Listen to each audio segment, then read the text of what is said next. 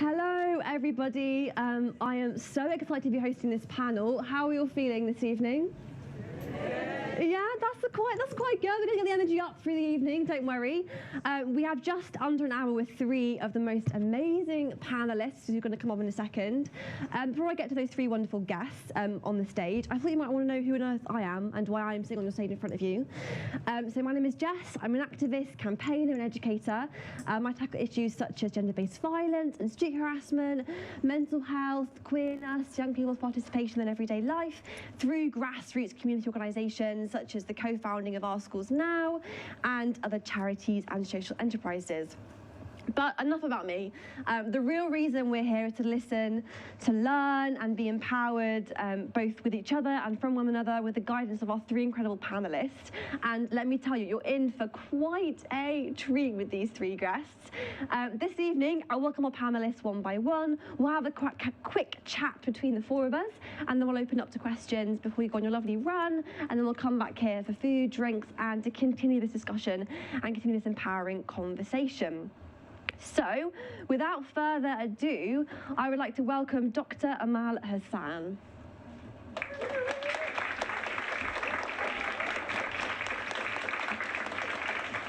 Amazing. So, Dr. Amal Hassan is a sports and exercise medicine consultant physician at the Institute for Sport, Exercise and Health in London.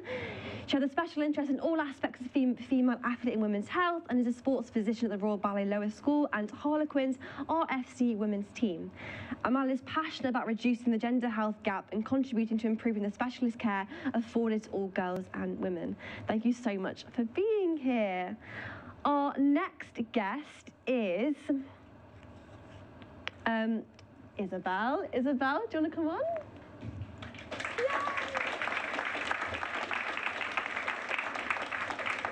So Isabelle is an elite junior athlete specialising in sprints and hurdles and advocate for teenage girls in sports. She's been a vocal representative for teenage girls in sports, voicing her experiences and seeking out expert advice on topics negatively affecting teenage girls in sports, such as weight gain, periods, body hair and social pressures. Currently, Isabelle is working on a campaign to adapt the UK PE curriculum to include for greater awareness of the effects of puberty on teenage girls in sports. Thank you so much for being here, Isabelle. And last but certainly not least, we have Katarina Johnson-Thompson.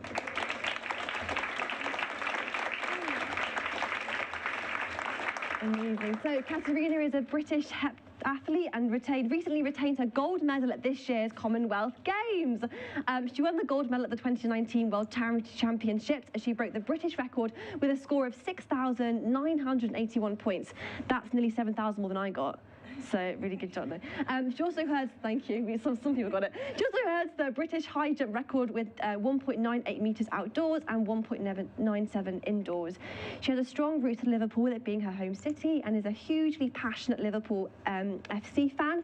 In 2020, Kat also started her own academy in partnership with Liverpool FC Foundation to give sporting opportunities to young people in Liverpool. You did ballet as a child, you love football, is an avid reader, loves music, owns 2 dogs and loves fashion. Amazing!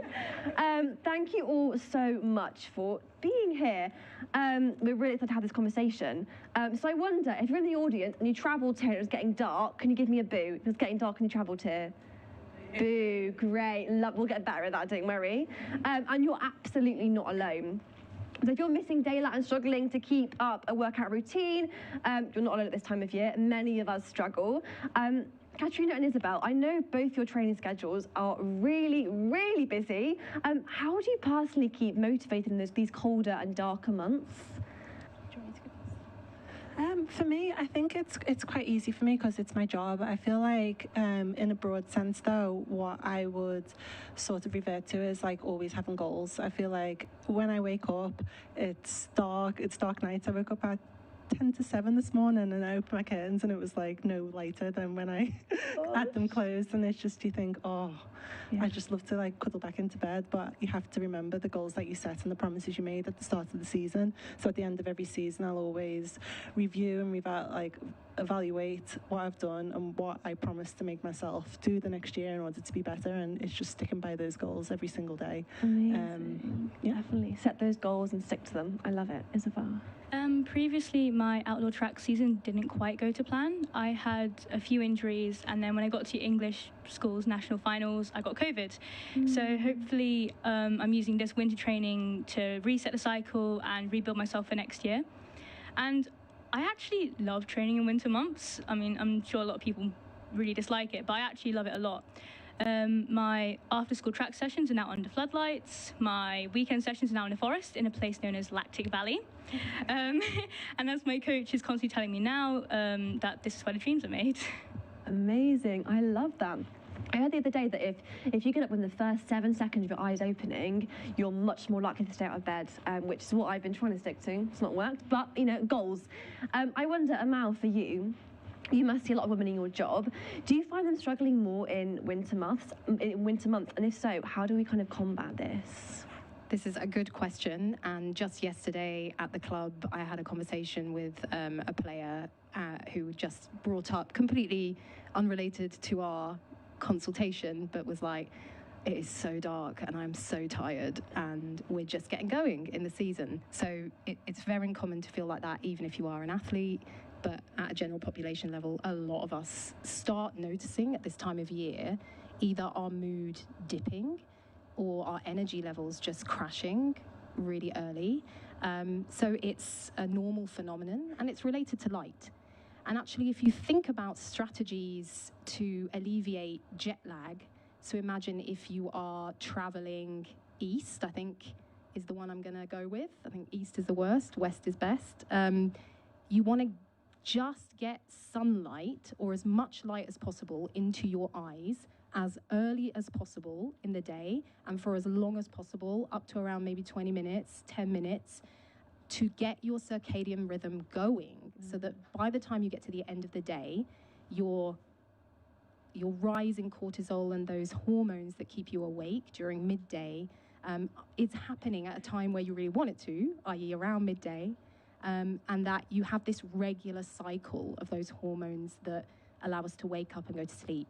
So you really want to work on getting light into your eyes. If you train, if there's any way that you can train in the morning and kill two birds with one stone and get out in daylight early, that's even better. But also just the basics. Stick to your sleep hygiene routine. If you do feel more tired, try and get a little bit more sleep. And if you're not getting that 8 hours, try and creep up towards there. But it's about creating good habits. Just to echo these two, it's about just setting goals and habit stacking a little bit so that these things become easy and you don't have to think about it. But don't give yourself a hard time. It's really normal. And if it is becoming a massive issue and it's seeping into other areas of your life and you find that your motivation is dipping just across the board and you're worried about maybe additional mental health symptoms, I would definitely go and speak to your GP because things can be done about it. Yeah, definitely. Get up, get going. I often find having like a training buddy or someone who's like, you know, it's 7 a.m, up we get, good morning, can sometimes really help. I suppose if you look at specifically the motivation of women in sports in winter, what are some of the issues that you maybe personally struggle with time and time again? Is it the dark? Is it feeling it like low and like, oh, I can't do this anymore? Which one of you like? Isabelle? I think that I'm not too sure for me personally and other teenage girls. I don't think the barriers that we face change seasonally. The barriers such as body hair, body image, periods and weight gain, I think are always there throughout the year. But I think we learn a lot about it biologically in school, in biology and PSHE. But I think what would be absolutely amazing is if PE coaches and just coaches in general can educate us about how it will affect us in sports, rather than just being, oh, you're going to put on weight, you're going to get your period, you're going to get bigger hips, you're going to get hair. Actually tell us how it's going to affect us in day-to-day life. Yeah. And I think that also being told that this change is only temporary, so that this dip in performance or dip in confidence is just your transition to becoming a woman. Yeah, no, I love that. Thank you, Katarina. Yeah, that's amazing. And yeah, to echo as well, it is very different seasonally for me as an athlete who goes through summer and winter types of training. And Like, for example, I'm on week 2 currently of my training program. I've just had 2 months off since those Commonwealth Games, and I can tell a difference. And I always get dead scared in the summer season when I'm like holidaying too much or eating like not my regular diet plan, that when I go back to training, I put on my clothes and I see people I haven't seen in such a long time, that they will see a difference. So I feel like that is definitely a scare factor in like just making that first step and putting on leggings and not feeling like, oh, they're too tight, or oh, what if somebody thinks this? And I think it's getting through that I'm on a journey, and in order to like get better, I think for me now, I don't worry about my body shape too much. I look at my body and what it allows me to do professionally. So I sort of enter the training environment in that way, like. Yeah. And that is how I overcome, those issues. I think that's so important. Like, your body's a vessel, like your body's your home, like look after your body. I mean, rest is revolutionary. So I think having that time off, like mentally, must help so much. Yeah, 100%. And not just like time off, like in 2 months when I'm finishing my season, but rest for me. Every Sunday I get off. My training schedule is quite busy throughout the week, but Sunday's like my most important day. That is when I will just like be happy that it's dark outside and just like take my duvet onto my couch and just completely like chill out and watch a season or read a book. And that's like so important to me and my body, and able to the next session fully mentally and physically recover, and I'll be able to put 100% in then if I've had that Sunday. For sure. Amazing. Amal. I just wanted to bring up 2 sex-specific points that are a little bit scientific, but we haven't focused on menstrual cycles today, but those girls and women who are menstruating and have a regular menstrual cycle might find that they have a bit of a circadian, almost, how would I describe it, like a power-up that their circadian rhythm almost is affected phase on phase of their menstrual cycle. And that's not across the board. That might be at an individual level, but also just to consider, if you are tracking your periods, that it might be phase related. And then the second point I wanted to make was about nutrition and about, typically in the winter months, those who perhaps aren't professional athletes will worry about the cold or, not having the right kit and it just not feeling comfortable. And teamed with that, I want to talk about nutrition and why nutrition is important. Because if you have good energy availability, your body metabolically will allow you to produce heat and to stay warm during activity. But it's also really positive for your mental state and your mental well-being. If you are underfueled and overtrained, you won't have the energy reserve to keep your mood up and to boost your temperature. So again, those couple of things to keep an eye on if you're worried about energy balance. It can impact motivation absolutely during the winter. Definitely looking after yourself, so important. Isabelle, you were talking beforehand how you especially balance life, training, school, social life, friends, hobbies, work, all of these things. And oh my goodness me, that's so many things. How do you do this? Like, do you have 3 top tips or just things you do to kind of balance everything all together? With quite a busy schedule with school and athletics and having your social life, I have quite a good weekly schedule. So I have my training on Tuesday, Thursday and Saturday morning. Well, Tuesday and Thursday after school, Saturday morning. Tuesday and Thursday after school, I just focus on doing my training. But Mondays and Wednesdays and Fridays after school, I make sure that that's when I do my revision and my homework. And yeah, it really does help me balance my social life, training and schoolwork. So my 3 top tips would probably be to make sure that you do have a broad schedule, so you know what days you're going to do work or what days you're going to do training. I'd probably say my second tip is to make sure that you're getting enough sleep, and the third one's probably to make sure that you're eating well. Yeah. Especially the sleeping well one, because if you've had a really bad night's sleep, you're not going to feel motivated to do anything at all. But if you've had like a good night's sleep, you're going to feel more motivated to do your training, and you're more likely to eat healthier as well, which will have a positive knock-on effect. Definitely. No, Katarina, you were saying you're following your week 2 of your schedule. How do you find balancing being an athlete, social life, family, all these things that kind of going on and bubbling? I don't. I don't. No, it's a similar sort of answer. I like to always sort of monthly, like, try to figure out or sort my life out with a notepad and a pen. Like, I'm always in paper chase, like, not a book or anything, but I'm always in some sort of, if I walk past like a stationery shop, I always go and buy a new notebook, and I like to write things down, and I live by the sort of mindset that anything for an easy life. So if I can plan ahead, if I can make something easier by, you know, thinking about it first, then I'll always, you know, set out, okay, this is what I need to do today, my to-do list, basically. My training is sort of set, like there's a lot of training. I'm obviously professional, so my coach sets the training schedule and he sends it through and I just follow. But in order to, you know, just have that organisation, I like to write things down and set a to-do list, like maybe every day. Yeah, and make them realistic as well. I knew when I used to do them, I used to put like 20 things on. I get about 2 done and think, no, Right, it's to-do so list. long. Yeah, right, done, over, what's next? No, so making them realistic, definitely so important. Dr. Amal, I wonder for you, with all the girls and women you see at the Royal Ballet School, do you find it quite hard that they struggle to balance their social life, their training and everything, like, all together? Yeah, so, I mean, you've got to consider that the Royal Ballet School is a boarding school.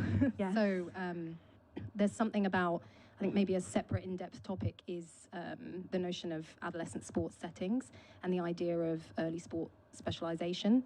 From a growth and development perspective, I think there's definitely an ethical argument that perhaps that very intense sporting setting is perhaps at the cost of other areas of growth and development in the adolescent.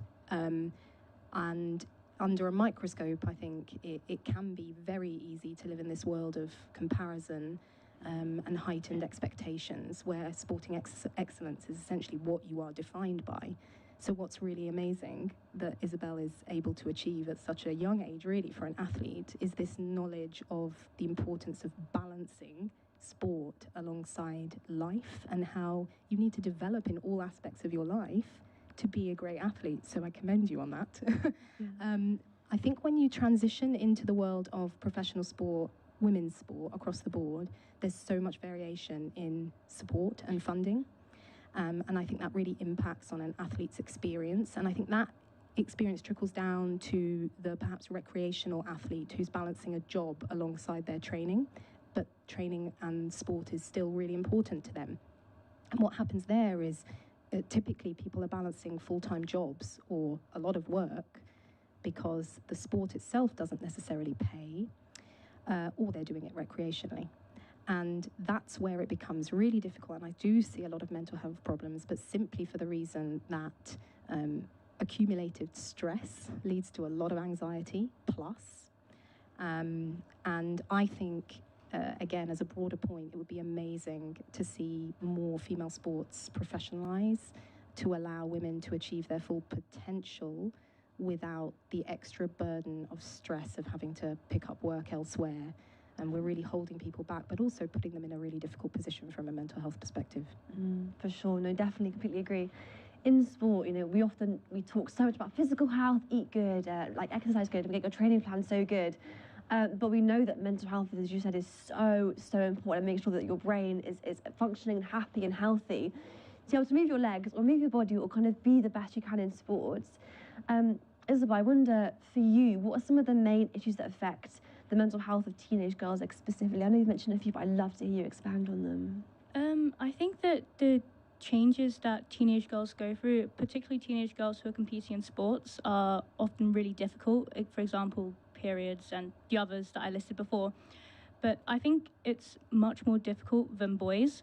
Well, I'm not saying boys don't have their own problems. I'm sure they do. But it's just the challenges and the changes that teenage girls go through can often be much more debilitating. We can go through changes that affect how we feel, how we look, and often our performance in sports, in some cases a negative way, whilst boys tend to get stronger, more muscular, taller and faster, which often help them in sports. So I think without like the correct education and support, it can often lead to negative side effects on mental health. Definitely, and I wonder, as like for us women in the room, like, is there anything that we can do to help kind of teenage girls like know their value in sport on a mental health basis? I think the point I mentioned earlier about the education point, about being more educated about how going through puberty will affect us in our everyday to day life and in sports, will really help. Yeah, definitely. Amazing. Katarina, I would love to come to you now. You've been competing in sports for a good while now.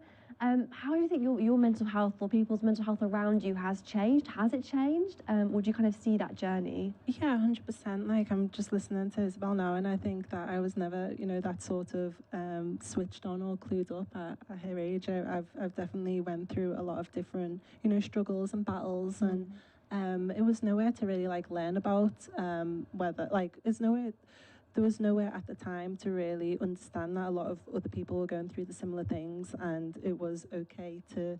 I think that in my experience, I almost grew up like boyish. I grew up very tall. I was taller than most of the boys. I was very muscular. I almost got sort of made fun of in school for being too muscular. So I sort of backed away from that and didn't want to play sport because of that sort of body shape and what it is to be feminine.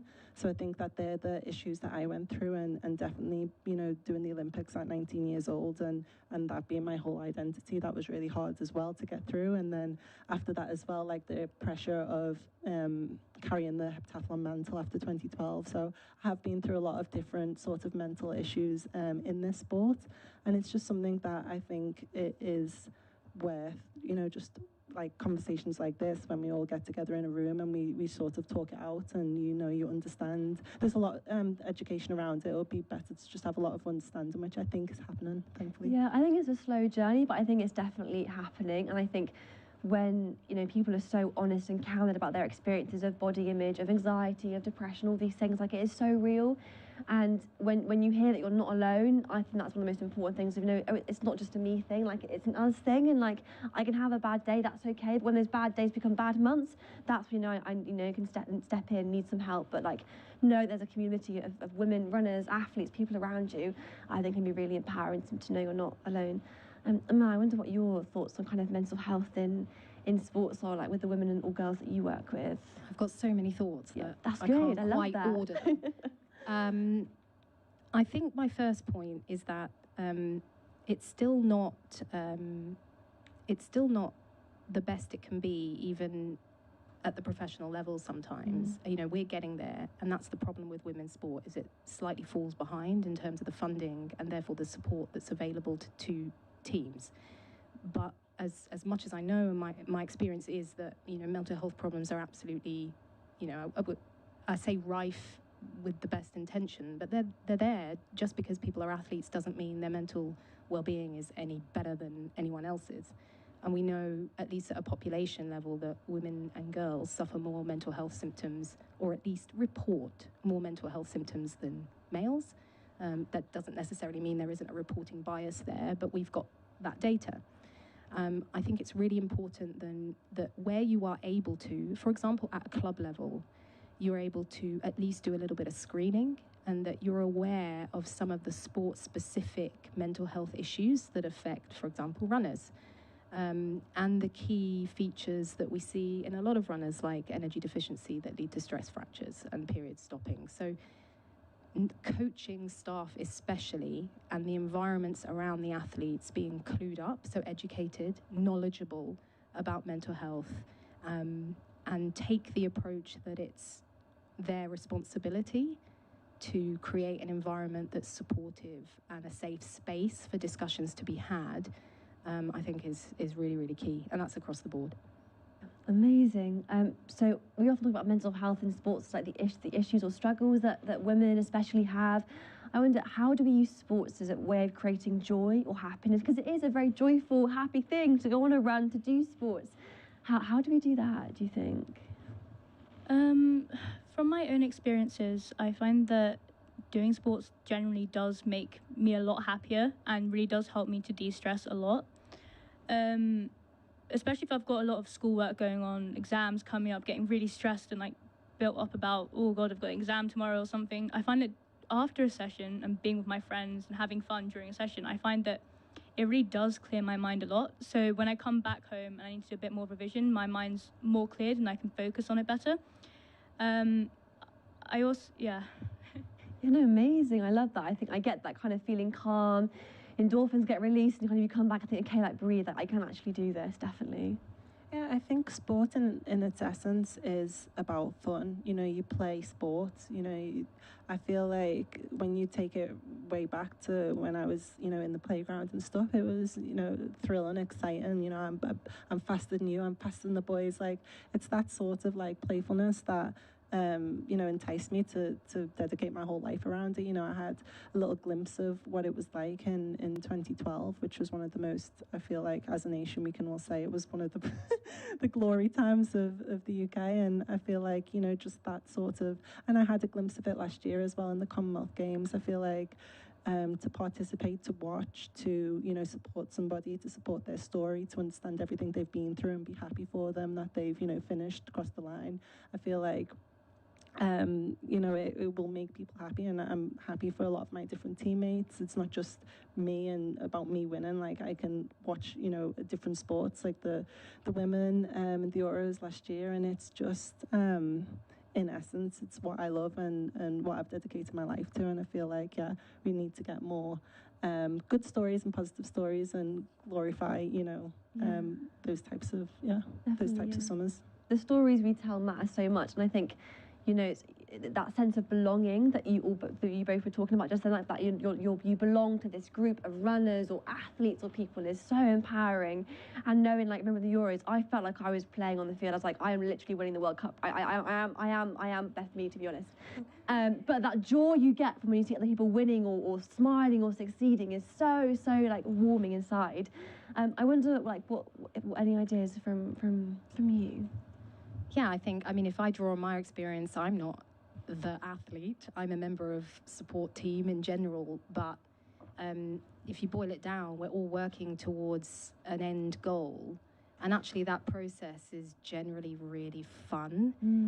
I think you have to step back and examine an environment where it's not fun, because it should be enjoyable despite the challenges. And I have to say, it's some of the best environments I've ever worked in from a team working perspective. And I've worked in the NHS, which can be an amazing place to work, but it can be a really challenging place to work. And I have found a sense of belonging and joy in my role as a support team member. I think thinking about my non-professional athlete experience of, you know, sport and finding joy in it, I think if you're not going to be competitive and you're not chasing it as a career, stepping back and allowing yourself to do what allows you to find the joy is really important, and therefore the environments need to support that as well. No shame, just empowering. And in terms of puberty, something I did want to say a bit earlier is I think we need to do a lot more education around coaching and support teams, understanding of puberty, understanding of peak weight gain, how that heralds the arrival of menstruation, and that should be actually celebrated. You don't have to physically celebrate it, but I mean, we want to protect that, and we want that to be a great thing, that, you know, periods are arriving.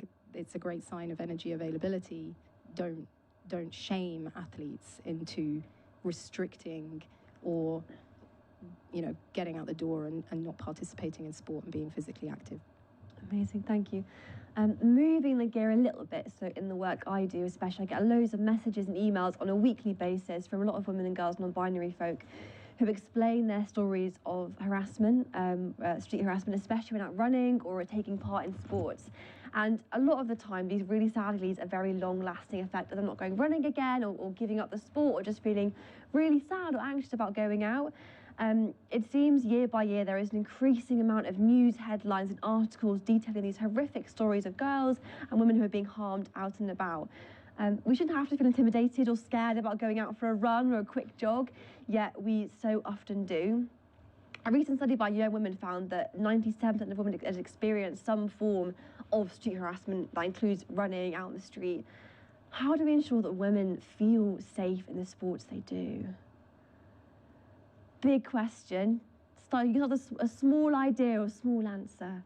Isabelle? I'm not really too sure how to answer this question because I've never really experienced it before, so I'll probably leave it to Kat and Amal to share their experiences or what they think.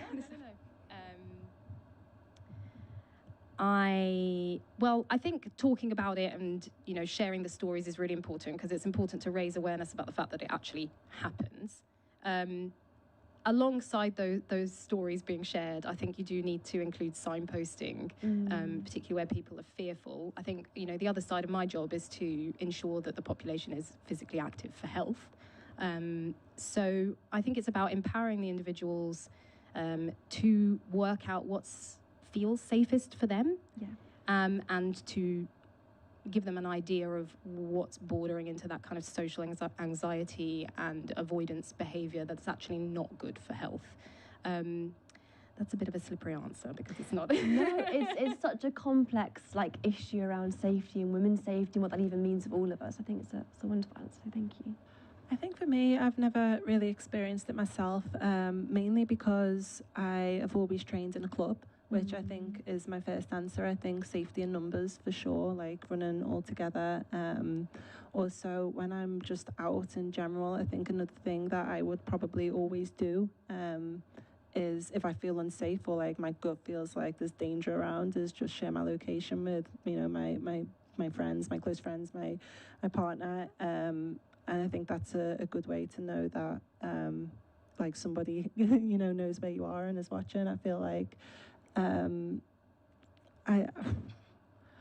like to run with people as well. I think safety in numbers, and I think that also helps with enjoyment and sense of community and pushing yourself to faster times. So I think that would be probably my main answer. But yeah, I'm always sharing my location, live location, even just when I'm out and about, just walking. Yeah, no, it's really tough. Yeah, go on. I remembered something that I was thinking. I don't know if you recall. Was it a year ago now?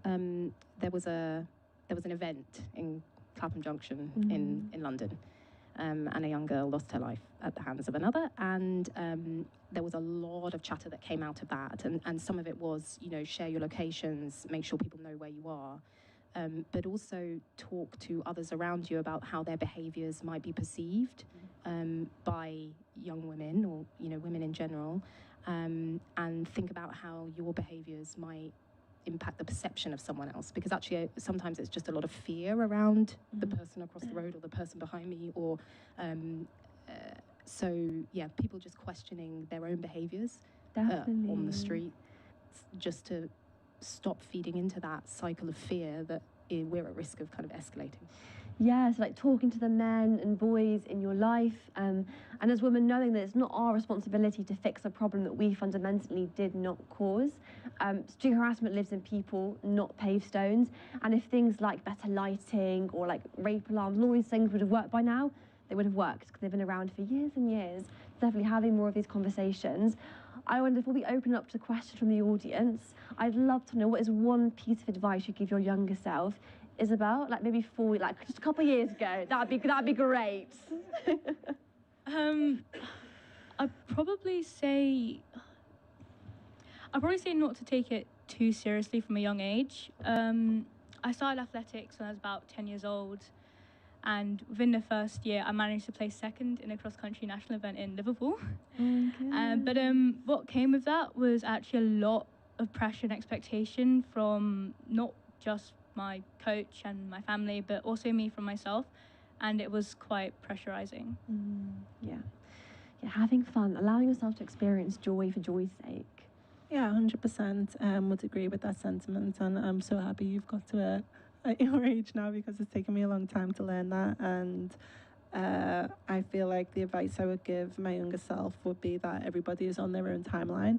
I put a lot of pressure on myself to achieve a lot of things by a very young age, and it was always each year. Now I look back, I kind of laugh. Each year it was always the last opportunity I would ever, you know, achieve this goal. And I think when I didn't get to that goal, I would always go into like a dark place or a rut afterwards and feel like I've missed an opportunity. And don't compare yourself to others. Like, everybody's on their own different timeline, and you know what will come to you will come. As long as you try your best every day, that's all anyone can do. So that's how I live my life now. I love that everyone has their own story. I wonder for you, like your younger self or the young people you work with, like what is something that you would tell them, because they want like wisdom, bit of advice? I feel like it's reasonably patronising, but it's more about, you know, again, there's a lot more to come, and the issue you're dealing with right now will have a broader context in a year and beyond. And so it is just trying to grasp a concept of time beyond the now, which is so hard to do. I don't know how you do that, but yeah. Neither, but that's a talking point for later maybe. So I wonder, we'd love to start taking audience questions. Just raise your hand. You can ask the whole panel or a specific person. Go on, be bold, be brave. You must have questions. Yes, lovely person over here. There's a microphone just behind you. Oh, thank you. Well, basically, I just wanted to ask, like, when you mentioned that this is like your second week back training, or even if it's not this year, but just like in general. So what do you do while you're like off, like when you're like not training? Do you not do any sports at all, or like how much you work out? Yeah, I was going to ask, is this a training and a training question in terms of what do I do just to keep active? That's not. Yeah. So I have a month off completely. I have a month off. I don't do anything. I don't touch the track. I don't touch my trainers unless they're casual. I make sure that that's like a thing that I do each year. It's a long time. Not all athletes do that, especially distance athletes, because you lose that aerobic fitness pretty fast. But I just like to do that because it's so intense. Normally train 6 times a week. Sometimes it's double days, so I just need that time away from the track. But after that 4 weeks, I still don't go to full-time training. I would do 1 gym, 1 run, and 1 cross train a week. So I train 3 times a week, and it would just be on my own schedule. I would sleep in the morning, and then maybe I would do swimming or a bike as a cross train. I would go and do hills. I kind of like hill training, so I'd do that as the run, or just do fartlek on a field, and then I would do 1 gym at home, which would comprise of like sort of 3 exercises. So it's not too demanding, but I just make sure that my body's still going through the motions after that 4 weeks off. Amazing. Isabelle, I wonder for you, like, do you get time off? Because I know you've got so many things going on. Like, what does your rest look like? Mine was actually kind of similar to Katrina's, but not as long. I had about a 5 to 6 week break. The first couple weeks was basically doing nothing. Well, not doing nothing, still being, but basically just having a normal life without sports, just enjoying and sleeping in and everything. And then the 2 weeks after that was almost just doing like light jogs, but mine were just really slow, just running how you're feeling in the moment. And yeah, it was just doing like school sports. So I have school sports as well as my training, but the school sports was just to gradually build me back into normal training. Amazing, thank you. Any other questions from anybody? We'll go to this person just here.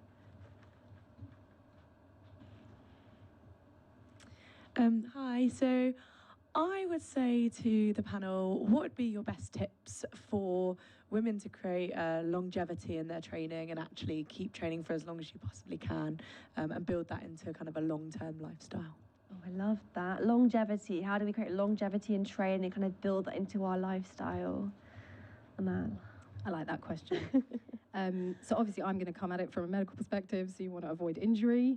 You don't want to burn out psychologically. So sustainable habits that you enjoy and that are manageable. Fuel. Is all I'll say to a female audience all the time. Huge energy expenditures with exercise, so just eat well, sleep a lot, simple, balance. Oh, it may sound so easy. Great, let's all be athletes. Wonderful. Don't get carried away, and make sure your program doesn't have like big spikes in it. So nice and sustainable. Amazing, thank you. Obviously, I haven't been doing it for too long, but I'd probably say just what Amal said. Try to make sure that you don't have, try not to get injuries, and I'll probably say make sure you enjoy it, because if you want to do it for a long time, you've got to make sure that you enjoy what you're doing and that it's sustainable. Yeah, 100%. I feel like there's 2 different types of burnout. It can be mental burnout, where you're just absolutely done with it.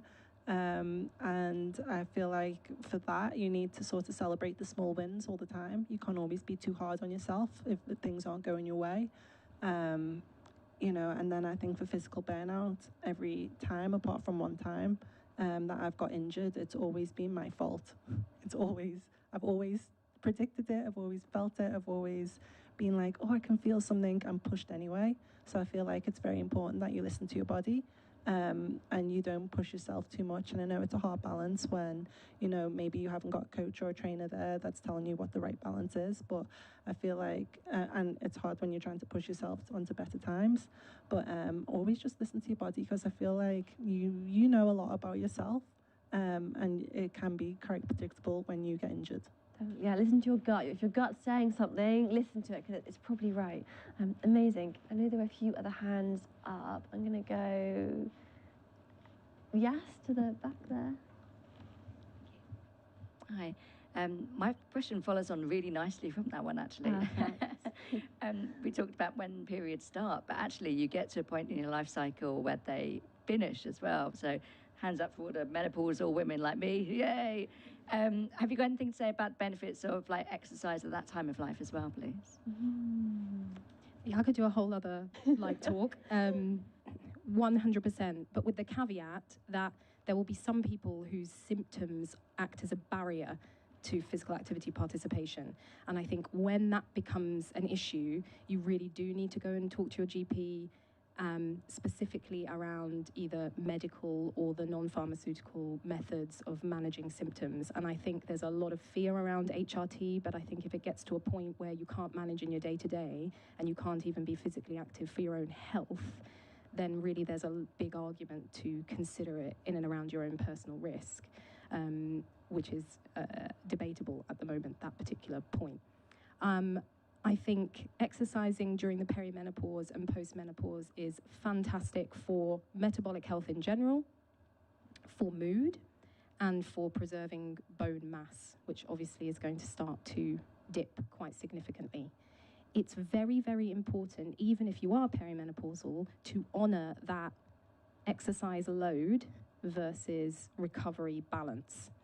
So if I give an example, with running, you're impacting the bone, and if your bone mineral density is starting to drop down in your 30s and then drop more significantly around the perimenopause, postmenopause, you want to give your bones a nice window to recover from that impact. So not hammering it every day, doing a bit of strength training alongside to cross-train, and just honor how you feel in terms of fatigue, because fatigue can be a really common symptom whereby exercise can be really beneficial, but too much can tip you the other way.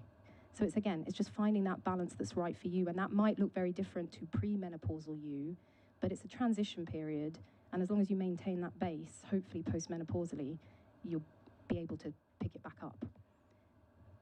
Amazing, yeah, finding that balance, perfect. Any other questions? Go to this person here. Just coming behind you, yeah. Hi, thank you so much for your talk. It was really interesting. I have another question about cycles, which is I've heard a lot of different information about there being better times to train, times that you're more likely to get injured, or better times in your cycle where it's better to race. And I don't know whether it's that significant at a level that we're running. But yeah, I was just wondering what your thoughts were on that. So in a minute, I'm going to pass it over to real life experience. But what I would say, because this is talked about quite a lot and it's heavily focused on, there is absolutely no strong evidence base that underpins the recommendation that you should sync your cycle. So what that means is the quality of studies that underpins a recommendation that you should sync your training around your menstrual cycle lack methodological quality, if that makes sense to anyone. It's very hard to do research considering the menstrual cycle because of huge variability between female participants in those research studies. Currently, the evidence base we have is not great in terms of quality. So I think just bear that in mind, particularly when we're making blanket statements at a general population level. The other thing that I want to say is that it's like icing the cake considering your menstrual cycle. If you don't have your programming, your recovery, your nutrition all of that right, then the marginal gain you might get from considering your menstrual cycle on top of all of that is going to be very minimal. If you've addressed everything and your life from all of those angles is as good as it's going to get, at that point, it might be worth it. And what I would say is it's definitely worth tracking your menstrual cycle if you don't. You want to track for at least 3 to 6 months, because cycles in the one individual can vary cycle on cycle. So there's intervariability in the same person, but then also between people, it will vary completely. So it's really worth finding out what it's like for you over a number of menstrual cycles. Tracking your training, tracking how you feel and your cycle, maybe using an app as long as you're happy with the data protection issues, and then going from there. So about injury risk, yes, there's a theoretical risk around ovulation. So day 14, just before day 14, your estrogen levels peak, and it might have an effect on the elasticity of, for example, the ACL or other tendons, ligaments. And because of other muscle imbalances, you might be at risk at that moment of getting an ACL injury. I would not recommend changing the way you train based on the theoretical points, rather tracking your own cycle and how you feel. And we were talking about ACL risk earlier, and I was saying that, you know, if you do feel a bit wobbly in your deceleration, if you're doing sprint training or interval training around that time, then maybe that's a hint that you need to slow it down or change it up around that time, but really you need month-on-month data. Well, this is more of an experience rather than any scientific backed up stuff. But when I used to do sprint hurdles, I often found that just before my period, I would be a lot more clumsy. So whereas I didn't tend to knock over hurdles, in training I knocked over hurdles multiple times and then had quite big falls. And this actually repeated on multiple months. And on one of the months I had a race, and just before that I was smashing over hurdles just before the race, and it was just before my period. So I think that if I had actually tracked my period, I feel like I would have been able to recognize that quicker. But we did manage to recognize it, but it would have been better if I had actually tracked my period before. Amazing, thank you. Yeah, for me, I like just listening, you know, to the other part. I feel like I've never been in an environment where people talk, especially women in sport, about these types of issues. And, you know, I just commend Isabelle for, you know, speaking up about this from such a young age. I have just been sort of dealing with it in my own way myself. You know, I think the guys at British Athletics, you know, it's always male doctors and stuff, so you never really are in a conversation where, you know, they can relate. I have really bad trouble with periods, especially on day one, and then it just goes. So it's just day one that's always the worst for me. And I had really bad trouble in the lead up to the Olympics when I had my second COVID vaccine, and then I had everything lined up perfectly where I think I'm always best when I actually am ovulating, weirdly. I'm always in like a really sick mood, and I wanted that feeling for the Olympics, and then the vaccine sort of pushed everything out of sync, and I had to take this sort of like blocker, and I just hated the fact that I had to like have, and you don't have to, but I felt at the time that I had, because I didn't have any of this information, I felt that I had to do something unnatural in order to like feel good and not have period problems at the Olympics. And it's just one of those things. I feel like it needs to be more conversations about it. People need to be more open about it. And also, if I know the risks that I'm putting in my body, it's just one of those things that I've always thought I have to figure out. I have to just, you know, sort of do this alone. And, you know, nobody can sort of guide me, and these are just like my experiences. Obviously there's a lot of like information out there now and people are talking, but yeah, this was my experience like literally last year. So yeah, it's something that I don't like personally do, and I feel like I'm a better athlete in important competitions. I wouldn't just do this with any other competition, but at my big day, I'd rather not be on my period. I just don't want to have to deal with something else. You know, I've got 7 events to think about, so I don't want to be like having to pack tampons with 7 different pairs of spikes. So I just rather not deal with it. and that's my method. I feel like I always get back problems when my period is on, so I tend to avoid gym and heavy squats and heavy lifting. Otherwise, I don't know how else to advise. No, it's knowing your body, isn't it? Definitely knowing your body, knowing your limits.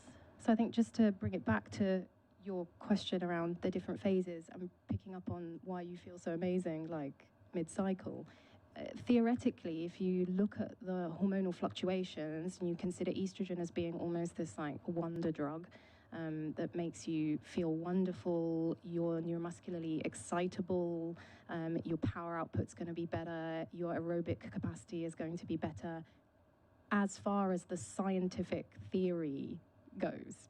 So that's when estrogen peaks. It's just before you ovulate.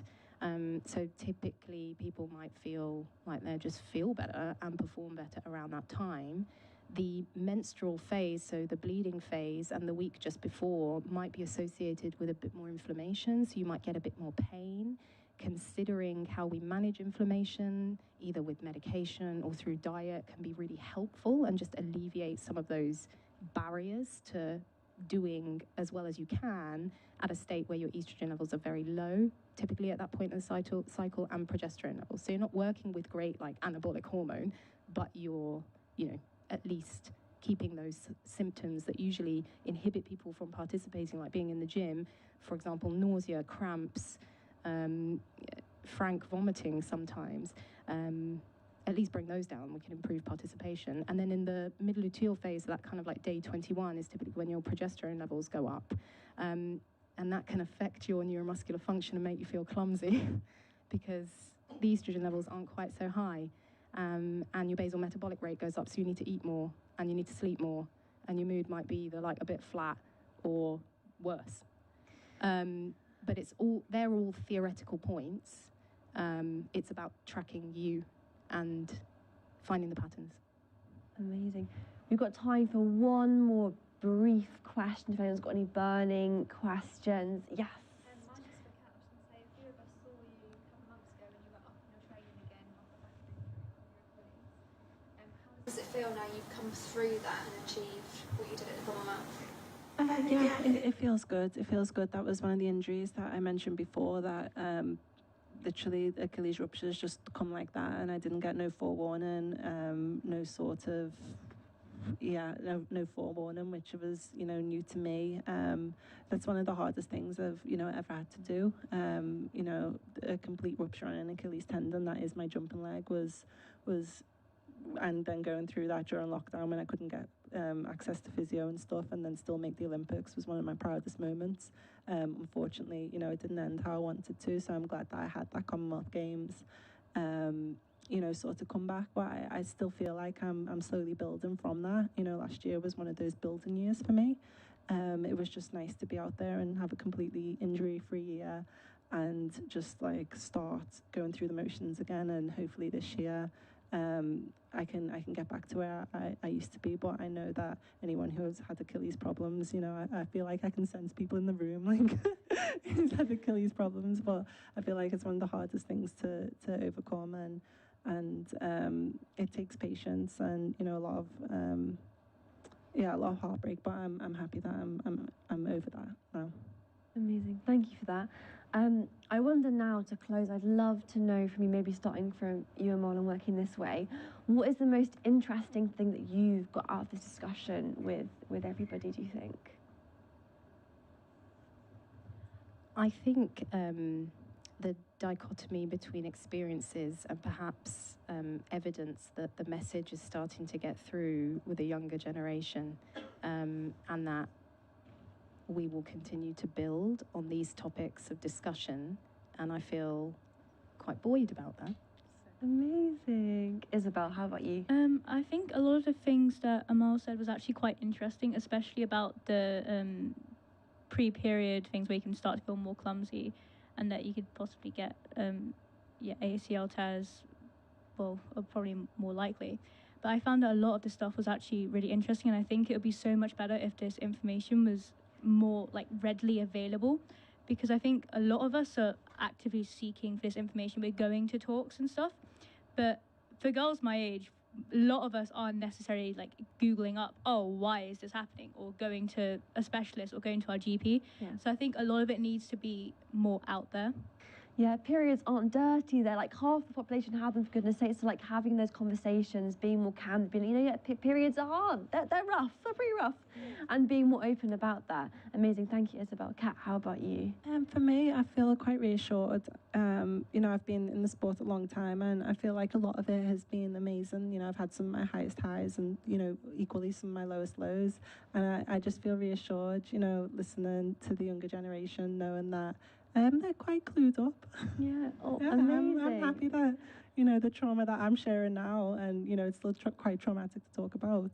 Yeah. You don't have to do that. There's So hope. it's really There's cool. always hope. This has been such a lovely way to, I hope, open this discussion. And I really want you to all keep talking about these topics long after you leave this room, leave London, wherever you're going back to. Thank you so much to our wonderful audience for your questions, your participation. A big thank you to our panel guests, Amal, Isabelle and Katarina, for your honesty, your wisdom, your kindness in this discussion. I know I've learned more than I ever thought I would at this panel, so thank you, and I hope you have too. Now we're going to go for a run via that exit here. Before we do, I'd like to show a big appreciation for our wonderful panel guests this evening.